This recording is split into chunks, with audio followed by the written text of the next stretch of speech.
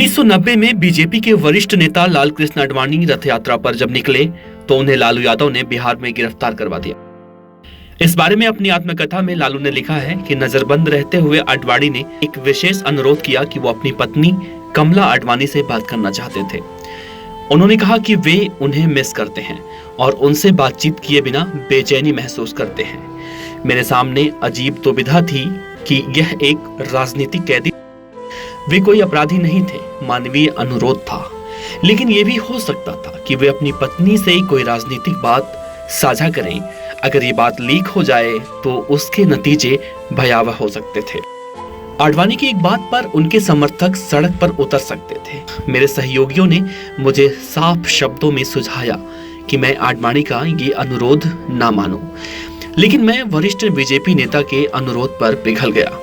पत्नी से बात करने के लिए जल्द ही हॉटलाइन की व्यवस्था की गई। आडवाणी दिन में 2 बार अपनी पत्नी कमला आडवाणी से बात कर लेते थे। आडवाणी जब बात करते थे तो उस वक्त उस कमरे में बिहार सरकार के एक अधिकारी भी मौजूद होते थे। उनकी उपस्थिति से आडवाणी शुरुआत में थोड़ा सा असहज रहते थे, लेकिन बाद में वे सहज हो गए। इस दौरान आडवाणी के व्यवहार की तारीफ करते हुए लालू ने लिखा है कि नजरबंद रहते हुए आडवाणी ने संतुलन और भद्रता का परिचय दिया। अपनी बात पर अड़े रहने वाले इस व्यक्ति की अपनी छवि थी। ये खबर किसी तरह लीक हो गई कि नजरबंद आडवाणी दिन में 2 बार अपनी पत्नी से बात करते हैं। एक वरिष्ठ पत्रकार ने कमला आडवाणी से अनुरोध किया कि जब वो आडवाणी से बात कर रही हों तब वो उनका इंटरव्यू लेना चाहते हैं। एक नियत दिन पर जब पत्नी पति के बीच हॉटलाइन पर बात हो रही थी तब उस पत्रकार ने दूसरे छोर से आडवाणी से बात करने की कोशिश की। आडवाणी ने उनसे बातचीत करने से साफ मना कर दिया, क्योंकि ये उस वायदे के खिलाफ होता जो उन्होंने मुझसे किया था कि वे सिर्फ अपनी पत्नी से बात करेंगे।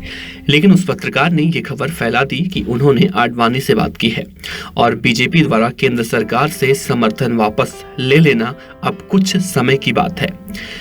इस खुलासे से मेरी सरकार के साथ साथ वीपी सिंह की सरकार की काफी बदनामी हुई और दुमका के डीएम को सस्पेंड करने की मांग उठने लगी।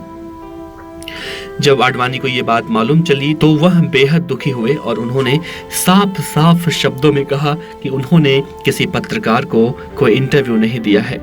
वो चाहते तो खामोश रहकर इस झूठ को फैलने दे सकते थे, क्योंकि इससे उस आदमी की परेशानी बढ़ती जिसने उनकी गिरफ्तारी का आदेश दिया था। लेकिन सच कहकर उन्होंने अपने बड़प्पन का परिचय दिया।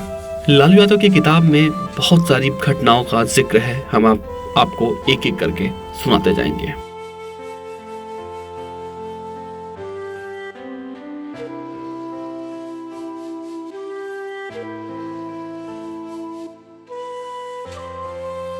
खबर अच्छी लगी हो तो लाइक कीजिए, सब्सक्राइब कीजिए, साथ ही बेल आइकन का बटन दबाइए पीडीएफ न्यूज की खबरें सबसे पहले देखने के लिए।